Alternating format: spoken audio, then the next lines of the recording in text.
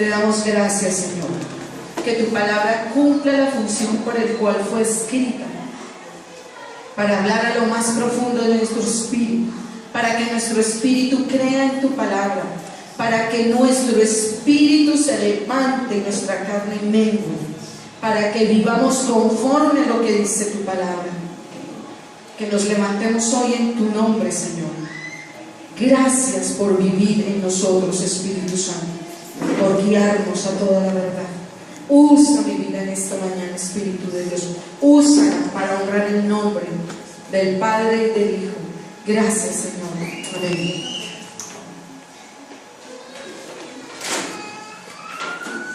Usted va a leer conmigo Juan, capítulo 1. Alguien trae un esparadrapo para ponerle a los que gritan y lloran.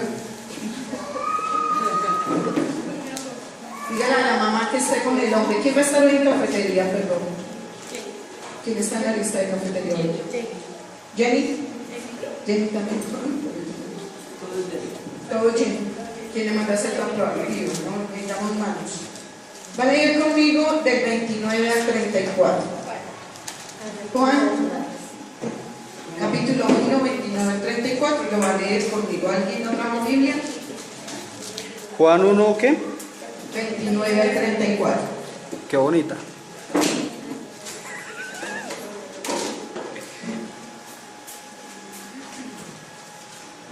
Juan capítulo 1, 29 al 34. Cordero de Dios. Amén. Amén. Lo va a leer conmigo. El Siguiente día vio Juan a Jesús que venía a él y le dijo: He aquí el Cordero de Dios que quita el pecado del mundo. Este es aquel a quien yo dije: después de mí viene un varón, el cual es antes de mí, porque era primero que yo. Y yo no le conocía, mas para que fuese manifestado a Israel, por esto vine yo bautizado con aguas. También dio Juan testimonio diciendo: vi al Espíritu que descendía del cielo como paloma y permaneció sobre él. Y yo no le conocía, pero él me envió a bautizar con agua, a quien me dijo: sobre quien veas descender el Espíritu y que permanece sobre él, este es el que bautiza con el Espíritu Santo.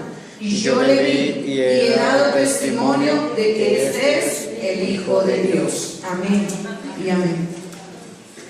Bueno, usted a medida va a ir mirando porque yo leí esto. ¿Qué pasó? Yo tenía una hojita acá. Está allá en la silla.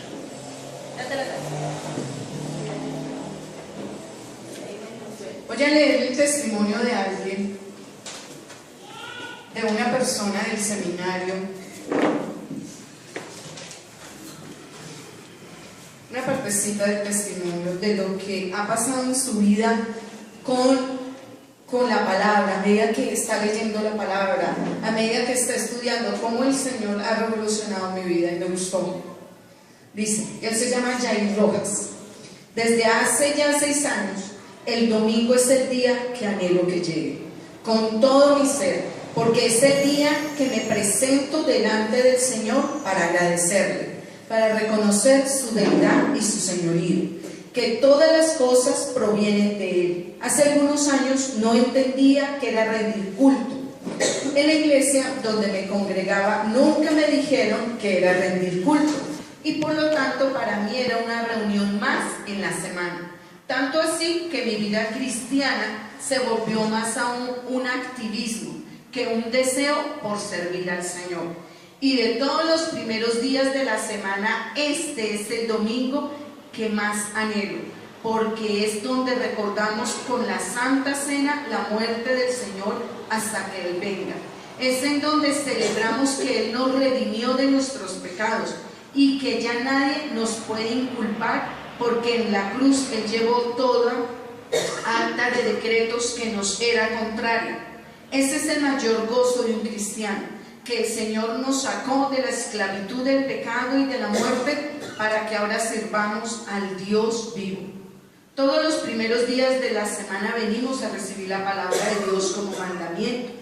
En el resto de la semana podemos estudiar la palabra y debatirla, pero el día del Señor es diferente, porque es el día que recibimos la palabra como mandamiento.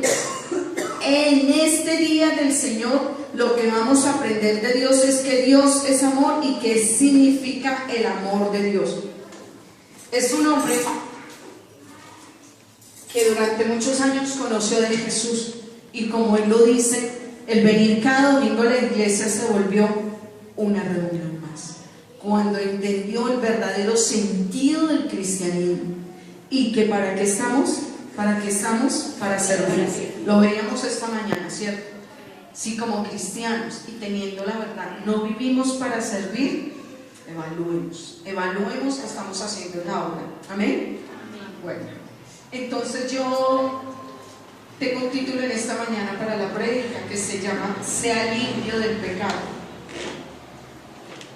Y como ya leímos, a medida que voy a leer otras citas bíblicas, pero usted va a ir como entendiendo por qué tomé esta cita de Juan 1. Pero hoy vamos a aprender algo muy importante, lo que de pronto nos han negado o nos lo han disfrazado diferente. Dios perdona nuestros pecados. Dios perdona el pecado, iglesia. Amén. ¿Usted está seguro? Amén, díganlo. Y hoy vamos a aprender cómo Dios perdona nuestro pecado. Pero es que hay un cómo. Dios perdona, claro, pero ¿cómo perdona Dios ese pecado? ¿Dios le perdona el pecado a todo el mundo? No. Pues se arrepiente, que se aparta, alcanza la benevolencia de Jehová. O sea, el Señor lo perdona. Hay otra partecita antes, que es la más importante. ¿El qué? Que se arrepienta. El que reconoce una arrepienta. El que reconoce, se arrepiente y se aparta.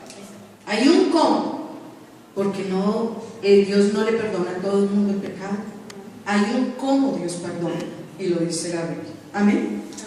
Bueno, me gustaría que en su casa usted pueda leer, como ustedes están haciendo también devocionales, ¿cierto? Como usted está leyendo la Biblia, diga sí, amén, aleluya, yo leo, yo oro, dígalo.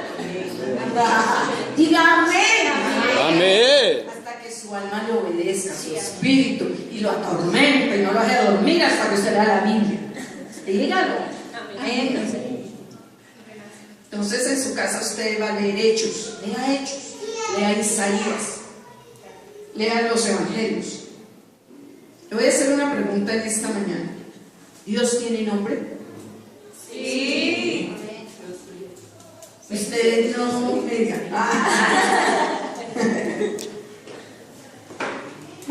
¿Cuál es el nombre de Dios? Yahweh. Yahvé. ¿Cuál otro nombre? Jesús. Jehová. ¿Quién más? Yo soy el que soy. Elohim. Todas las personas a Dios se le puede, así yo tengo un nombre, ¿cierto? Pero a mí me pueden decir pastora, maestra, estudiante, pero tengo un nombre, ¿cierto? ¿Cuál es mi nombre? Jacqueline. A Dios se le habla de muchas maneras, ¿cierto? Se le nombra con varios nombres: el Creador, Jehová, Elohim, Rafa. Pero usted va a leer conmigo Juan 17:26. Juan 17:26.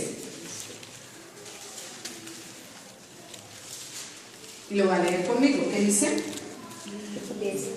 Y les he dado a conocer tu nombre, y lo daré a conocer aún, para que el amor con que me has amado esté en ellos y yo en ellos. ¿Cuál fue el nombre que Jesús dio a conocer?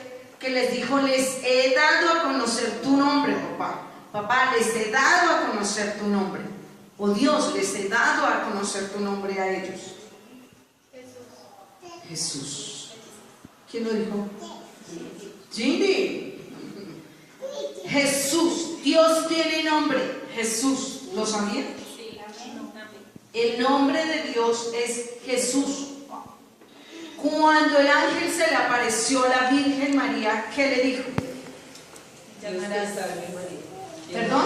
Dios salve María. ¿Y qué más le dijo? ¿Qué más le dijo? El Señor está contigo. ¿Qué más le dijo? Bendita tú eres entre todas las mujeres. ¿Qué más le dijo? Lee, Rosy, ¿qué más le dijo? Recuerde, ¿qué más le dijo el ángel? ¿Qué más?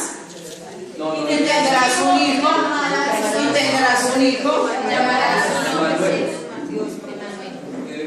y bendito es el vientre de tu nombre Jesús, esa es la Ave María.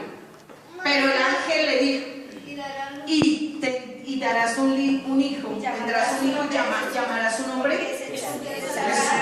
Y en otro dice Emmanuel, ¿qué quiere decir? Dios con nosotros, o sea que el nombre de Dios es Jesús. Le llamamos Jehová, le llamamos Elohim, le llamamos el Creador, el Todopoderoso, pero su nombre es Jesús, Dios con nosotros. ¿Jesús lo dio a conocer? Sí. Le dijo, Padre, oh Dios, he dado a conocer tu nombre y lo seguiré haciendo aún más. ¿Sí está claro? Pues enredado. En la Biblia, cuando hay nombres en la Biblia, nosotros, la vez pasada, Dani y Samuel hablaba de los nombres. Y Dani una vez hablaba de nombres y decía que es que los nombres en la Biblia son diferentes a los nombres que hoy tenemos nosotros, ¿cierto que sí? El sentido que le damos hoy en día es distinto. Porque es que en la Biblia, el nombre sustenta como la personalidad o sustenta la persona. Eso tiene una palabra, se llama que son pictóricos. O sea, que a partir del nombre uno se hace un dibujo en la mente. ¿De quién es? ¿De quién es? Pero hoy no. Si a ti te dicen tu nombre es Viviana, tú dices Viviana. O sea, Viviana. Simplemente Viviana. ¿Quién vio esa novela? Simplemente Viviana. Ay, miren. ¿Qué es eso? ¿Ya no hay novelas? No, es que es de los años de UPA. Carlos. Simplemente Dani. Simplemente Dani. Pero en la Biblia no. En la Biblia, cuando habla, por ejemplo, de Simón, hijo de Jonás, Jonás significa paloma. Simón significa obediente.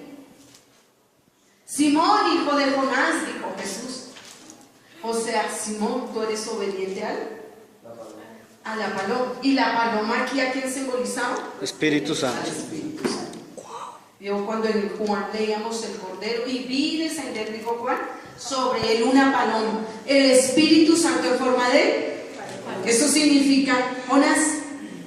Entonces, el Dios también, el nombre de Dios también tiene su significado, tiene algo que algo sustenta. Entonces, usted va conmigo a Mateo 1:21.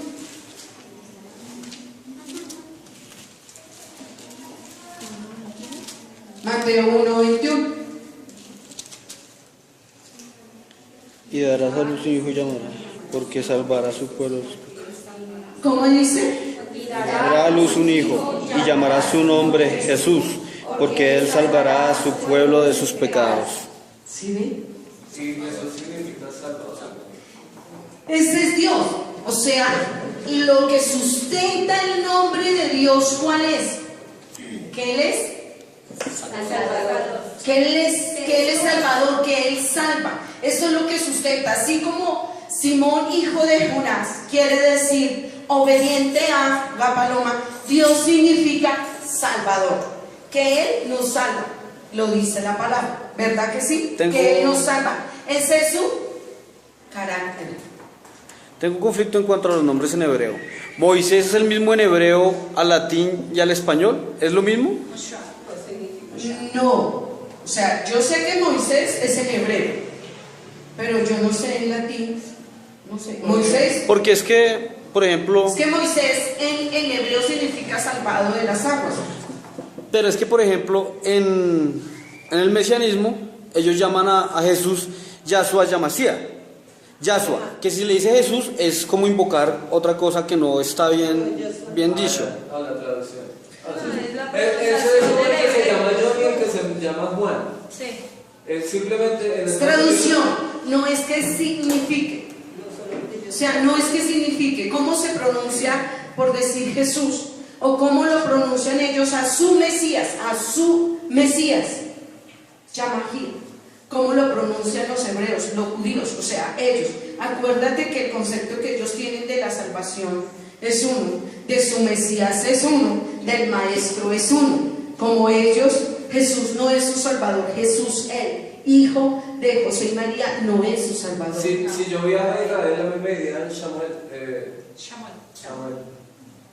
Es el concepto que pero ellos aquí me tienen. dicen Samuel, ¿no? Que es en español. Es la traducción de los nombres, ¿no? Es la traducción que Sí, el pueblo hebreo tiene de los nombres.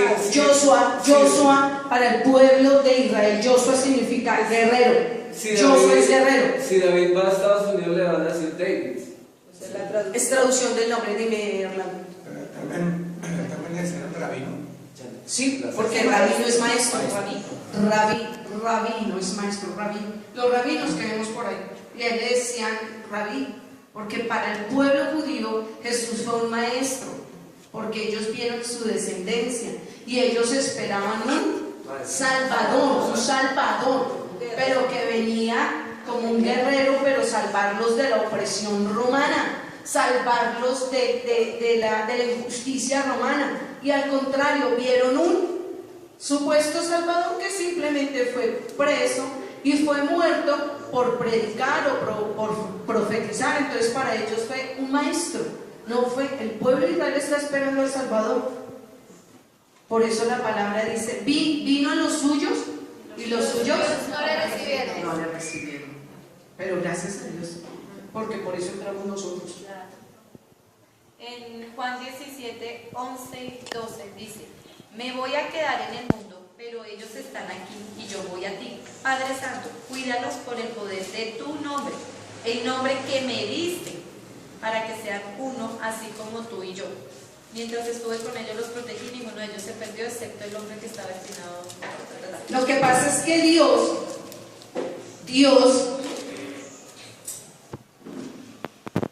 a ver, el nombre de Dios significa un ser espiritual, significa algo espiritual. Elohim es un ser espiritual. Por eso en este salmo dice que a los hombres son llamados dioses, con D pequeña, dioses, seres espirituales. Por eso somos llamados Elohim o Dios en nosotros. ¿Qué día esta semana hablamos contigo algo de dioses? ¿O fue contigo? Yo no recuerdo con qué. De dioses, por eso, porque Elohim o Dios significa ser espiritual. Dios se reveló a la humanidad con un nombre. ¿Con cuál nombre? Con el nombre de Jesús. La forma de Dios vino a esta tierra, entró, el verbo de Dios se hizo carne. ¿En quién? En Jesús. ¿Se hizo carne en quién? En Jesús. Y Dios le puso el nombre, porque Dios necesitaba que la humanidad conociera a Dios. ¿Cómo? A través de Jesús. ¿Con cuál nombre? Con el nombre de Jesús, que fue el nombre de Dios. Que en 1:16 dice: y Jacob engendró a José, marido de María, de la cual nació Jesús, llamado el Cristo. Jesús. Es que Cristo significa... Jesús es Jesús hombre. Después de ir a la cruz, resucitar es Jesucristo. Es Jesucristo. Cristo resucitado.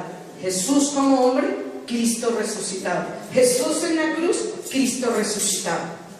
Cristo significa mártir. Cristo significa ese sacrificio. Por eso fue añadido ese Cristo, Jesús, Cristo. Y Cristo salió muchos en la época, que a muchos les llamaban Cristo. O sea, porque se falta, ¿no? Pero lo que estamos hablando hoy es del nombre, el significado, el carácter de Dios. ¿Cuál es? El carácter de Simón, hijo de Jonás, era que era obediente. ¿Y el carácter de Dios cuál es? Salvador. Ese es el carácter de Dios. O sea, es algo inherente en Él.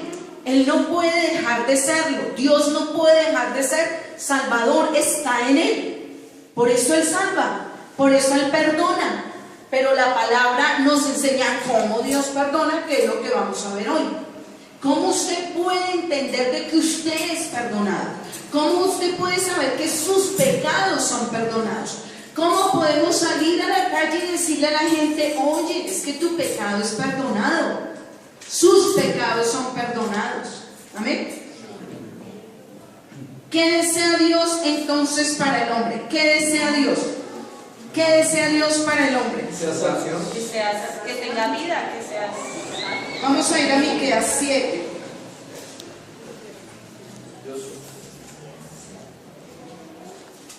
Miqueas queda después de Jonás. Antes de Nahum. ¿7 qué? Capítulo 7, versículo 16, ya te digo.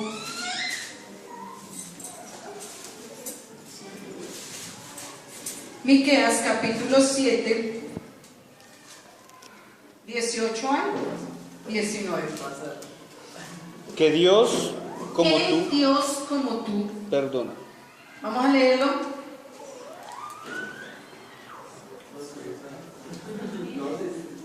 Queda antecito de Abacú, Sofonías, Ageo, Zacarías. Antes de Les Nahum. cuento, la Biblia tiene Miqueas. ¿Cómo les parece? Les cuento, la Biblia tiene Miqueas. Página 1100. No, esa no, esto es solo Nuevo Testamento. Capítulo 7, versículo 18. Ese está en el Antiguo.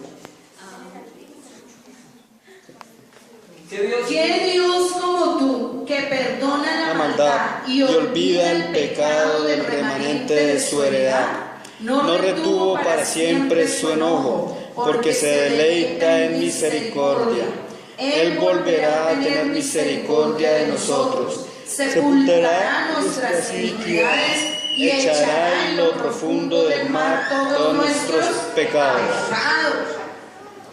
Muchos de nosotros cuando llegamos a Cristo nos dijeron, ay, recuerde que el Señor perdonó sus pecados, los echó a la profundidad del mar y nadie le puede recalcar sus pecados. Nadie nos puede inculcar de pecados, ¿cierto que sí? A mí me lo dijeron. ¿A usted se lo dijeron? Sí. Pero entonces vamos a seguir, mira. Nadie puede inculcar, nadie puede, según la palabra dice, que Él enterró nuestros pecados al fondo de la mar. Que el carácter de Dios es salvador, el carácter de Dios es perdonador. Ese es el carácter, es su esencia. Es misericordioso. Y la palabra dice que Él tiene misericordia del que tiene misericordia. ¿Usted sabe una cosa? Que como no todos los hombres saben que Dios perdona los pecados, y como todos los hombres no saben que Dios es misericordioso, pero sí saben y ya lo están escuchando y se ven las noticias y hay rumores y en el internet, si usted está mirando, se está propagando que viene un juicio, que viene un tiempo final, que esto está tenaz, que está en desorden la naturaleza, ¿cierto? Ustedes están viendo qué está pasando con la naturaleza. Ustedes están viendo qué está pasando con el clima. Que los países que tenían invierno siempre normal, fue el invierno más desastroso que nunca se había visto. Que los países, incluyendo Colombia, que se ha tenido verano, ha sido verano en lugares que nunca se había tenido un verano tan atroz como en el llano, ¿cierto? Ustedes están viendo. Se adelantó a agosto. Se adelantó. O sea, el clima está loco. La naturaleza, ¿cómo está? Loca. ¿Qué dice la palabra? Que la naturaleza gime con voz, como con una mujer de parto. Gime. ¿Aquí alguien ha tenido hijos? ¿Qué tal? ¿Cómo les fue? ¿Cómo les fue? ¿Les fue bien, Ruth? Ay, yo no, yo tengo 3. Ajá. Los que no han tenido, uno gire, sí, uno gire, es tenaz. Yo, Señor.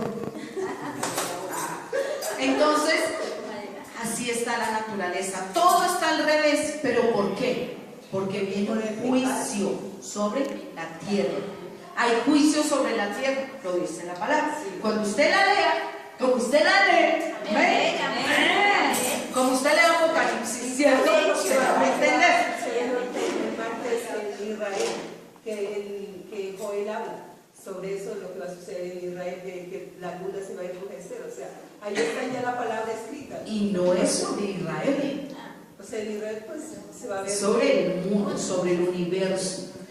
Un día esto les voy a explicar qué va a pasar. ¡Wow! La línea. Temor y temblor. Temor y temblor. Entonces, los grandes lo saben. Y los que tienen, ¿qué están haciendo? ¿Qué están haciendo los poderosos gigantes de países que tienen cash money? Queriendo ir a Marte. ¿Sí? ¿Qué más están haciendo? ¿Qué más están haciendo? Yo les decía a los muchachos un día que me parece muy extraño que un hombre como Bill Gates, que es de las computadoras, siendo el hombre con mucho dinero, esté comprando semillas. Tiene unas bodegas gigantescas solo con semillas Pues les voy a contar.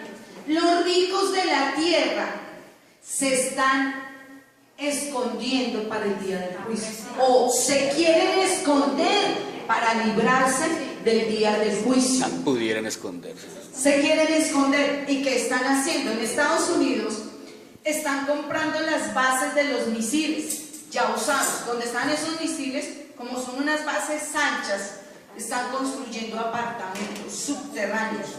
Ahí en esas bases están construyendo apartamentos, pero ese es el que tiene, hermano. Si tiene plata, le gustaría ir a comprarse un apartamentico allá para encerrarse el día del juicio.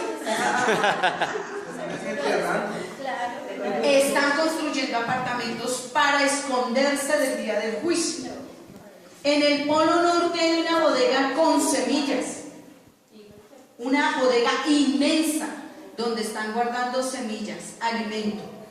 Como viene la hecatombe, usted está viendo lo que está pasando en Colombia. ¿Qué están diciendo? Guarden agua. Ahorren agua y guarden agua. En Estados Unidos las familias tienen su basement donde tienen alimento y tienen agua en botellas, cantidad de agua. Porque cuando venga lo que viene para la tierra, no va a haber agua. Porque el clima, como está tan dañado, lo que está pasando con el agua, va a llegar el día en que no va a haber agua. ¿Dónde la va a guardar? Hay otro complot mundial que es para eliminar población. Lo están haciendo en vacunas, por ejemplo, para la mujer en el papiloma humano para introducirles cáncer. Hay una empresa muy grande que se llama Monsanto que manipula las semillas para hacer alimentos transgénicos y esto produce también tipos de cáncer en la gente, alimentos que estamos consumiendo. Sí, en Estados Unidos el agua está llena de flúor. Esto también está... En Punta, en la Patagonia. Ustedes saben dónde queda la Patagonia, ¿cierto? Niñas, ¿dónde queda la Patagonia? Pues como su nombre lo indica, en la Patagonia. ¿Dónde queda la Patagonia? ¿Dónde ¿Ustedes queda? están en la universidad? Al sur de ¿Ya Argentina. terminaron bachillerato? Al sur de Argentina. ¿Dónde queda la Patagonia? Mira, ¿dónde queda la Patagonia? En Chile. No. ¿Dónde queda la Patagonia? Jané, ¿dónde queda la Patagonia? ¿Dónde queda la Patagonia?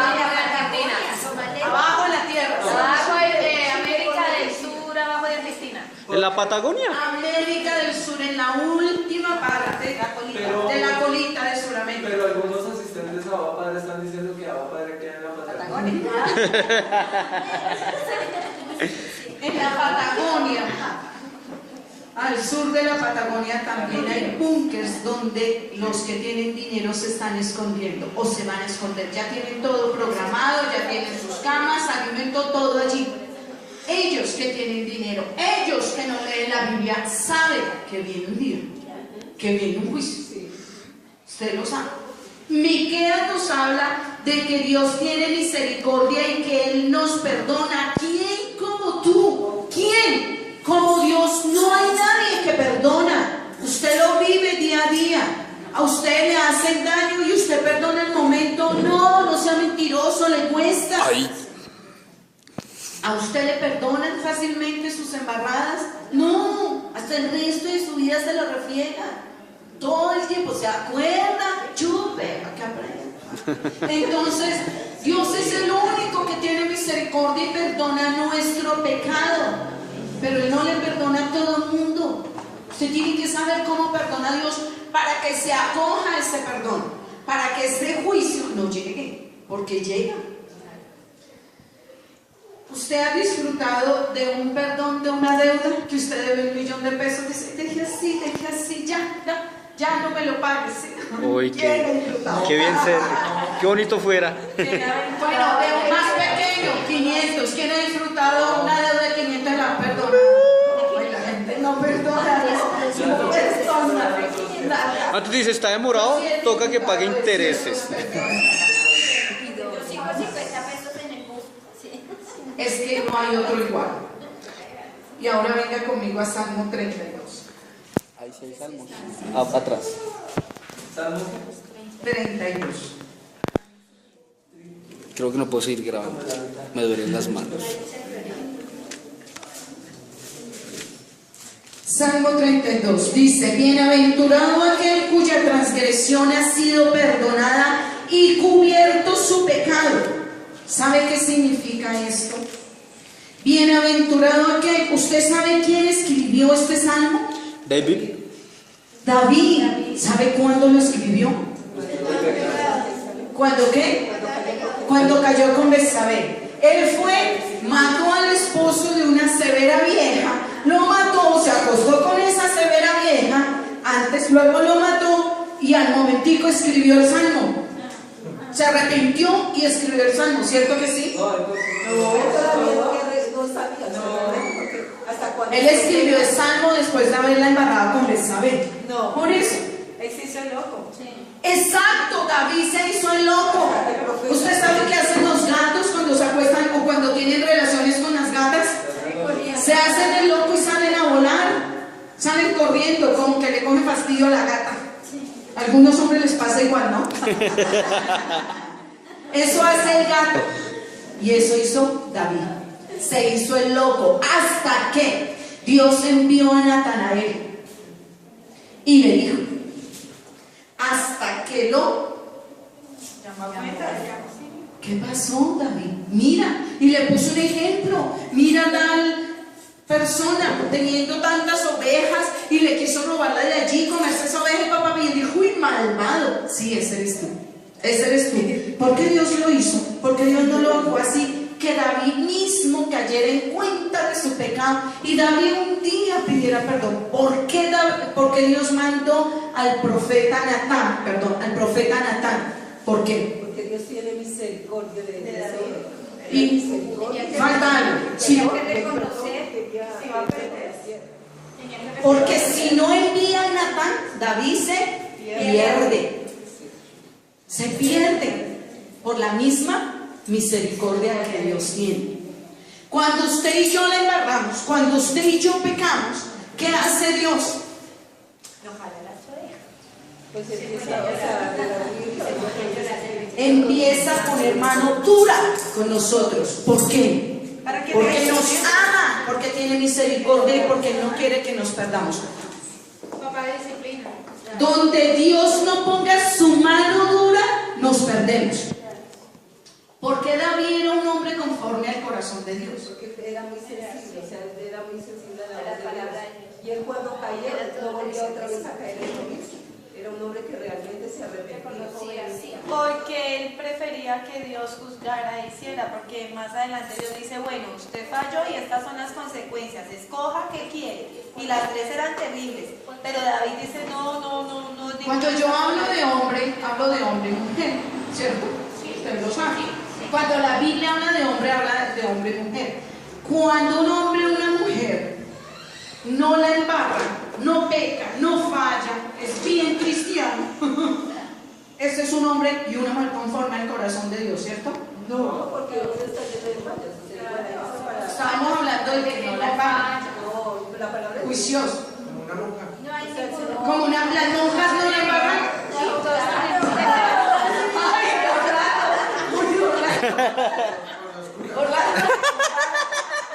Son las que más la embarran. Está quedando grabada, pastor, está quedando grabada. Un hombre conforme al corazón de Dios no es el hombre que no peca, que no la embarra, que no falla.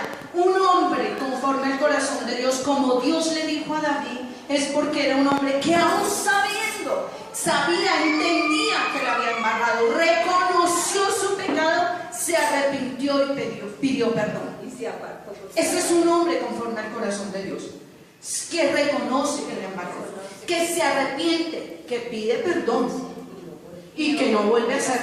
Ese es un hombre conforme al corazón de Dios, diferente a Saúl. Diferente a Saúl, por eso Dios le hizo esa comparación.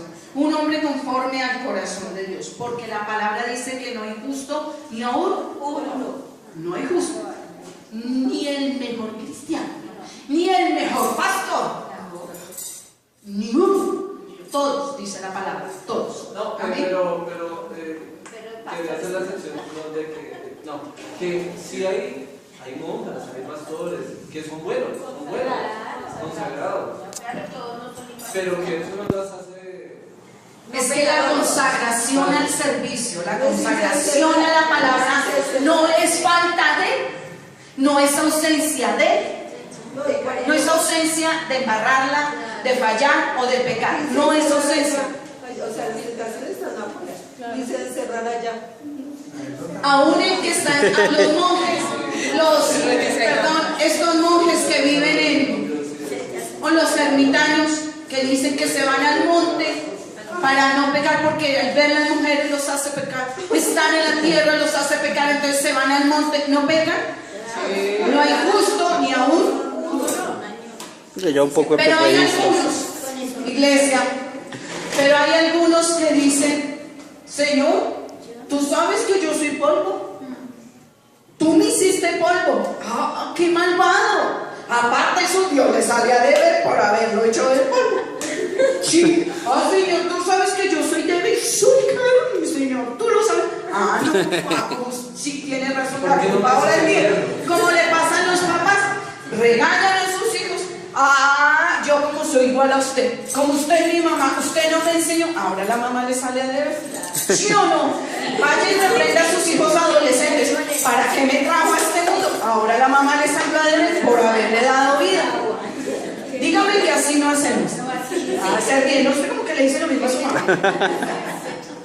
Aquí no hay ni una que se salve que no le diga eso a la mamá, ni una, como no hay ni uno justo. Sí. No, pero a pensar.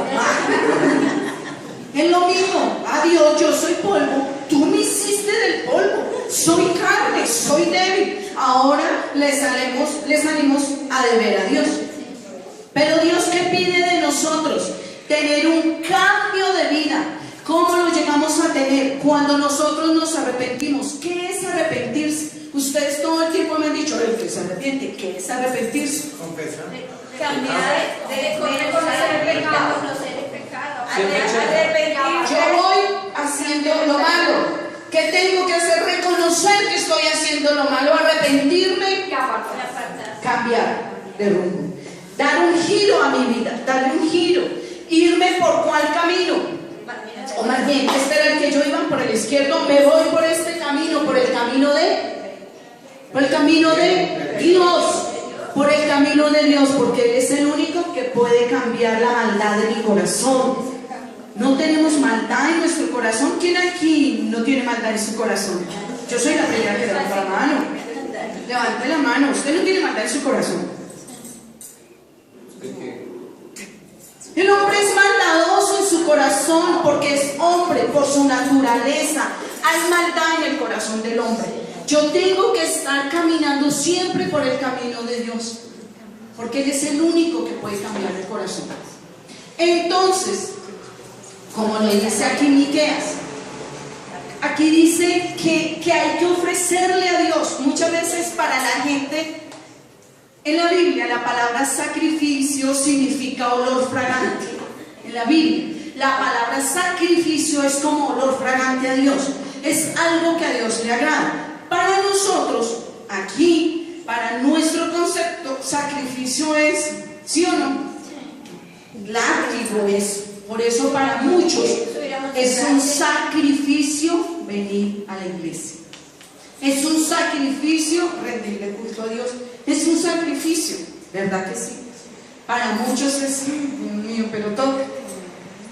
Y muchos, ustedes no, yo no estoy hablando de los que están acá, los salvo, los libero, no. En otras iglesias los esposos vienen con las esposas a la iglesia por no pelear ese domingo con ella y porque le cortan, le dan comida, desayuno, le cortan los servicios. ¿Sí o no? Él dice, bueno, por dentro yo no quiero ir, que es sacrificio ir a la iglesia, pero con tal de no pelear con mi esposita, pues yo la acompaño. Oye, quiero se acabar esto. Rendir. Yo tomaba de este hombre. Él decía, desde que entendí que rendirle culto a Dios, dejó de ser el domingo, el venir a la iglesia, una reunión más. Entendí que rendirle culto a Dios es estar en familia, es rendirle alabanza y adoración a Dios, es entender lo que Jesús hizo por mí en la cruz.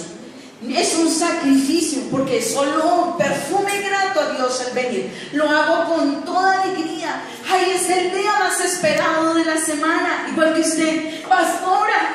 Ay, el domingo nos vamos a ver, pastora. Es que tengo tantas ansias de venir el domingo a recibir la palabra, a ver Dios qué tiene para mí. Soy feliz. Si es la iglesia, dígame. Amén. Eso es lo que me gusta. Yo debería estar calentando. Lo vive. Debería estar calentándome y estoy acá. Tenemos que ser grato olor. Y cuando dice en este salmo, y bienaventurado todo aquel que cuya transgresión ha sido perdonada y cubierto su pecado. ¿Qué significa cubierto? ¿Qué es cubierto su pecado? Bienaventurado, iglesia, que es perdonado su pecado y cubierto. ¿Tapado? ¿De verdad es tapado? Cubierto su pecado. Que no es visible, que no es esconder el pecado, no es tapar el pecado. Cuando Adán y Eva pecaron el mandamiento de Dios, ¿qué pasó? ¿Cómo fue cubierto su pecado? Con pieles. Con pieles. Fue el primer sacrificio, ¿cierto? Fue cubierto su cuerpo con pieles. Y en la cruz, ¿cómo fue cubierto? Pero si se quitan esas pieles, vuelven a quedar descubiertas. Claro. No, yo te entiendo. En la cruz, ¿cómo es cubierto su pecado? Con la sangre de Cristo. La sangre de Cristo. Es la forma en que Dios encubre nuestro pecado a través de la sangre de Cristo. Pero si me aparto de la cruz. Cada vez que usted mire la cruz, cada vez que la cruz tenga este valor en su vida, ¿qué es? Por eso usted tiene que mirar. Venga, terminamos porque todos están viendo qué está haciendo con el perro. Por eso la cruz, ¿para qué le debe servir a usted y a mí? Ahora entiendo mi esposo cuando hizo una cruz. ¿Se acuerdan los que estuvieron que hizo esa cruz de madera y nos la hizo poner y por ahí? ¿Se acuerdan que nos raspaba porque la hizo con madera esa para? Porque cada vez que miremos la cruz debemos sentir horror por nuestros pecados. Para eso la cruz, para sentir horror por nuestros pecados. Para eso debemos de mirar la cruz, porque nuestro cubierto nada más ni nada menos fue cubierto nuestro pecado por la sangre de un inocente. La sangre es lo que se conoce como expiación por los pecados. Cuando usted le habla de expiación por los pecados, está hablando de esto. ¿Hay algo en derecho? ¿Ustedes estudian derecho o algo así? No, bueno. Hay algo que se llama cesación de pena. Y es lo que se le va a aplicar, por ejemplo, a los guerrilleros ahorita en el proceso de paz. Es como lo que han hecho queda cubierto, pero si lo vuelven a hacer, ahí sí, ya no tienen perdón y se le aplican todo. En el versículo 3 dice: mientras callé, se envejecieron mis huesos en mi gemir todo el día, porque de día y de noche se agravó sobre mí tu mano, y se volvió mi verdor en sequedades de verano. Cuando el hombre está pecando, cuando el hombre peca, ¿qué hace la mano de Dios? Aprieta, aprieta. ¿Pero por qué me pasa esto? Esto, mejor dicho, parece que hubiera pegado a mi mamá, se me volvió todo al revés. Mire qué está haciendo. Algo está haciendo para que la mano de Dios le apriete por su amor. O sea que Dios me aprieta y dice, y me aprieta, se envejecieron mis huesos mientras cayeron. ¿No le pasó eso a David? David no se arrepintió inmediatamente después de que cayó en los lazos de Betsabé. Ay, me arrepiento, eso se puso a llorar al otro día. Yo siguió más feliz hasta que Natán llegó y lo sacudió en su espíritu y el hombre, la embarré, con razón. Mientras cayó, ¿qué sentiría? Soledad, vacío, desazón. Ni siquiera podía hablarle como él le hablaba a Dios, ni siquiera esa comunión ya estaba. Usted no se da cuenta que cuando usted la embarca, como que ¡pum!, ponen un velo y no hay esa comunión con Dios, no puede ni hablar, o usted habla como que, ¿será que Dios me está escuchando? Pues yo estoy aquí haciendo el oso. Al momentico hay un muro, porque Dios necesita apretar, apretar. ¿Y sabe qué? ¿Para qué? Para que vayamos al arrepentimiento, para que usted y yo busquemos el arrepentimiento. Y aparte de que Dios aprieta, hay otro que hace fiestas. ¿Qué hace el diablo? Mientras usted calla su pecado, el diablo le dice, ay, pero usted es bono, si se deja lavar la cabeza ya esos religiosos evangélicos, siga haciendo lo que está haciendo, eso está bien. Lo que pasa es que ellos no quieren que usted y yo seamos felices, o que usted sea feliz.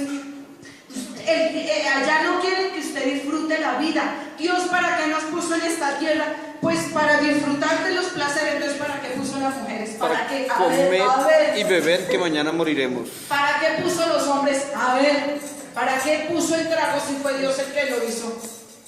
A mí me han dicho, pero si fue Dios el que mandó a hacerle al hombre que nos hiciera traguito, que nos hiciera todo lo demás. Metido en el tema, para que usted no pueda ser fiel, para que usted no pueda ser bueno, para que usted no pueda tener a Dios en su corazón, para que usted no sea honesto, para que usted no sea obediente. Ay, pero son 100 pesos. A ver, ¿usted le hacen falta? Claro, sume. De 100 a 100 no puede comprar una leche.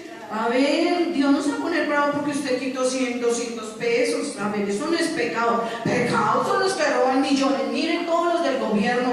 Sí, los del gobierno, todo lo que han robado. Pero por 100 pesos, ¿Dios nos va a castigar a nosotros por 100 pesos? No. Y usted cae y le obedece al diablo, pecando con él. Pero recuerde una cosa, yo tengo un dicho, que el diablo le paga al que le sirve. Por eso nosotros debemos de saber a quién le servimos, a Dios o al diablo. Solo hay 2 amos, no hay 3, 2 amos. Su dueño debe tener nombre propio. Usted debe saber quién gobierna su vida. Si no es Dios, ¿quién es? Y si es Dios, si la embarra con Dios, Él lo va a apretar. Y si es fulano, y Él le incita para que usted siga haciendo lo que ha venido haciendo. ¿Para qué? Él tiene un propósito. Él le va a empezar un día a cobrar. Él le va a cobrar. Él ahorita lo deja que usted se deleite. Ahí entro en una confusión.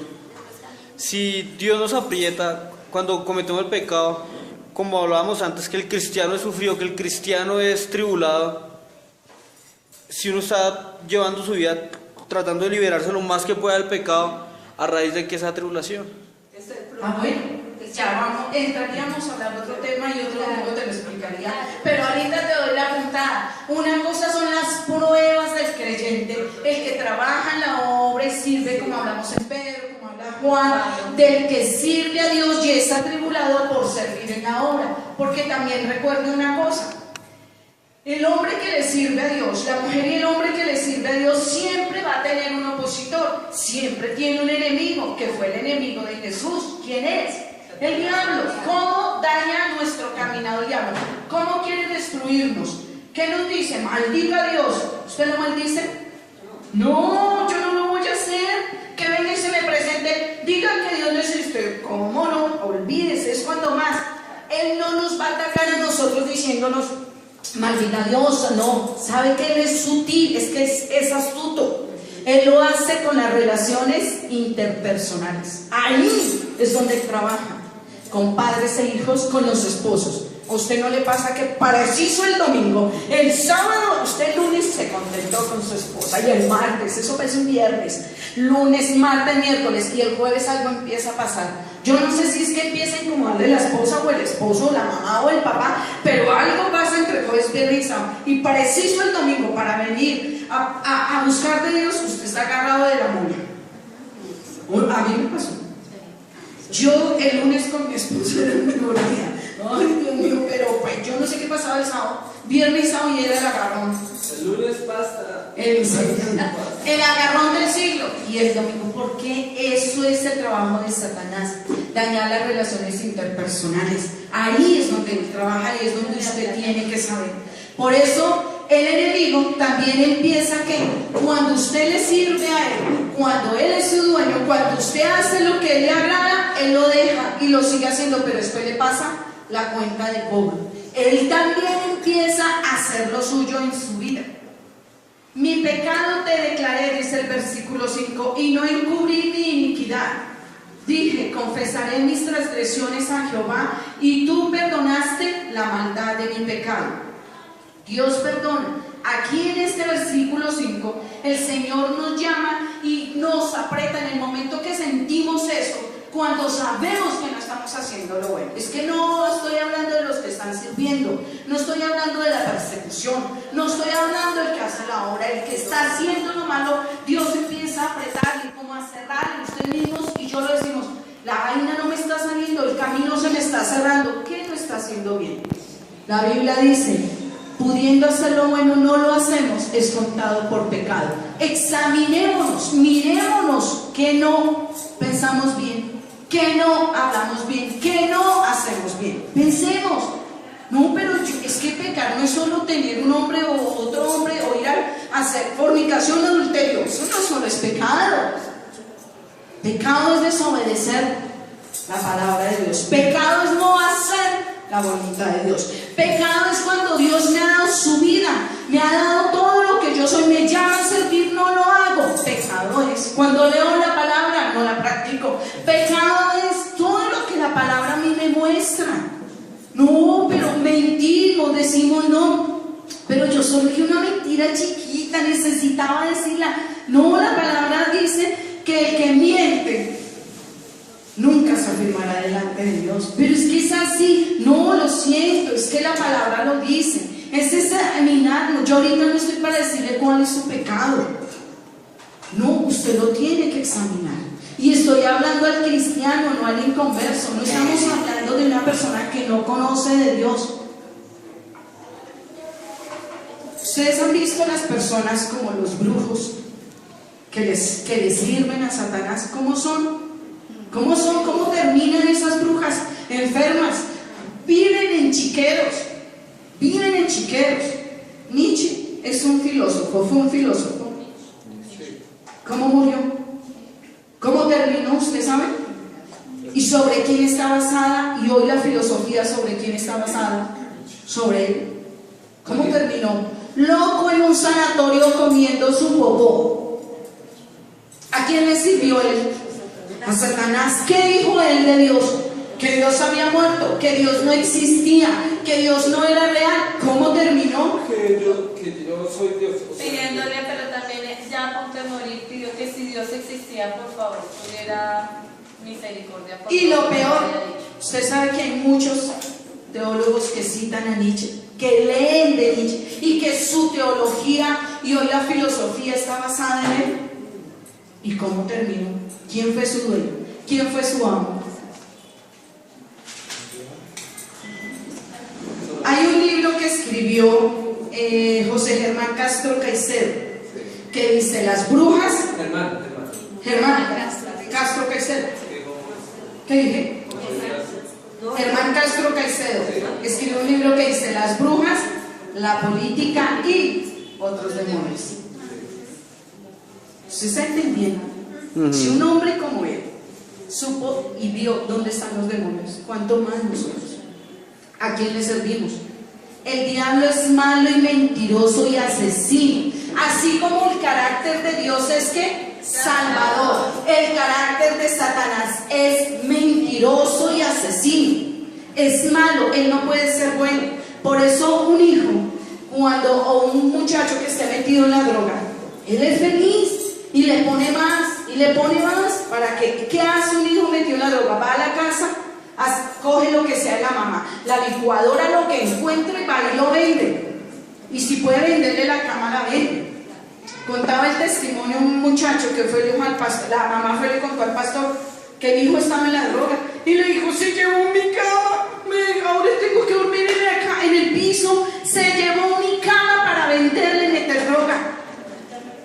Y él lloraba el otro día: perdóneme, mamadita, perdóneme. Y son los que más aman a la mamá, supuestamente. Pero no podía cambiar, no pudo cambiar.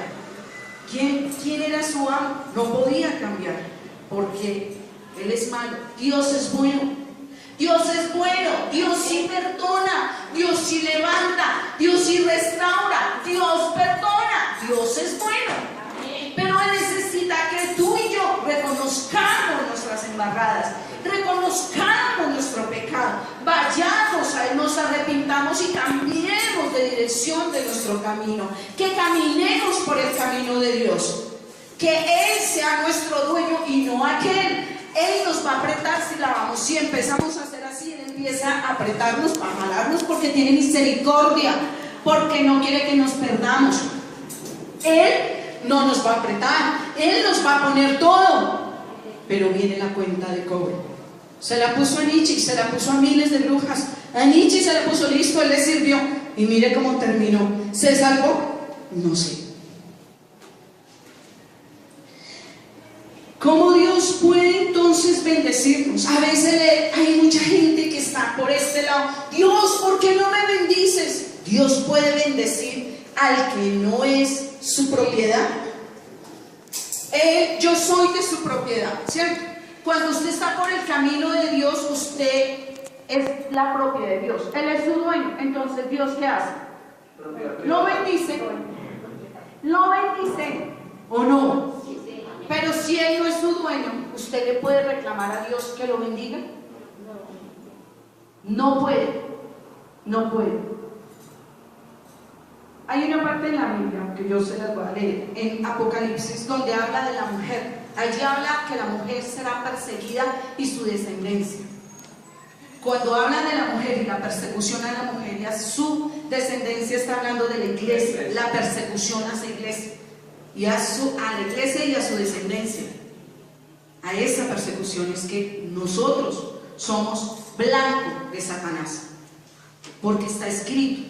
La mujer en la palabra es símbolo de la iglesia, y ahí es donde vamos a ser perseguidos en esa parte. Pero lo uno no tiene que ver con el pecado que comete el hombre. Cuando Satanás ataca a las parejas, cuando Satanás ataca a los matrimonios, cuando Satanás ataca a los hijos, lo hace de una forma muy sutil. Por eso Él jamás de pronto a nosotros va a decir: vaya y niegue a Jesús, diga que usted no es cristiano, y nosotros no lo vamos a hacer. Pero Él se mete de una forma muy sutil en los hogares y empieza con los pelados: fume un cigarrillo. Y a veces los papás dicen: no, listo, entonces yo prefiero que lo haga conmigo y yo le enseño aquí lo que es fumar, para que no le enseñen afuera un cigarrillo. Un cigarrillo no es pecado. ¿En qué parte de la Biblia dice que fumar es pecado? No dice. No dice. Pero Satanás entra sutilmente con un fúmese uno. Después, sabe que la mayoría de los que comenzaron a fumar marihuana fue con un cigarrillo X, normal. Empezaron a fumar, porque el que no fuma primero un cigarrillo X no puede fumar marihuana. Se ahoga, se adora. Entonces tiene que ya coger el tiro el cigarrillo para saltar a la marihuana, hacer el uso. Y después de fumar marihuana: pero eso no es malo. ¿Quién creó la hierba de la marihuana? ¿O no? Pregúntele a cualquier drogadicto marihuanero si la marihuana es mala. ¿Qué le va a decir? Y relacione la marihuana con Dios. ¿Qué le va a responder? Pues si la utilizan para mal. ¿Acaso Dios no creó la marihuana? Sí, para él también. Y por eso Dios se va a poner bravo porque yo fumé marihuana. Pues no. Eso le responde, ¿o no? Ella se ríe. Exacto. Pero Satanás es sutil. ¿Sabe cuál es la peor droga? La marihuana. El que fuma marihuana se vuelve idiota, bobo, estúpido y bruto. Las ilusiones de la vida se le acabaron. No tiene pero que usted mire un marihuanero que solo fume marihuana, que no va a estudiar, sí, el otro año, no, sí, y todo es sí, en solo deseos, pero nunca realiza un sueño. Se volvió así, un idiota. Eso hace la marihuana. ¿Y quién está ahí? El diablo. Feliz de que meta marihuana para embrutecerlo, embobarlo. Y después, ¿qué tiene que hacer? Hay que mezclar. Esa vaina sin mezclar no funciona. Eso como que ya pierde el sentido. Entonces vienen las mezclas. Y después de la mezcla, toca robar, prostituirse. Y ya después de tanta degradación, ¿cuál es la solución? Eso hace el enemigo. Entonces ven lo que el diablo hace cuando Dios no es mi dueño, cuando yo no camino por el sendero de Dios. Pero es que es una copa. Yo no lo estoy diciendo que tome todos los días. Una vez de vez en cuando, una rascadita no le queda mal a nadie, ¿cierto? Un guayabito de vez en cuando no le cae mal a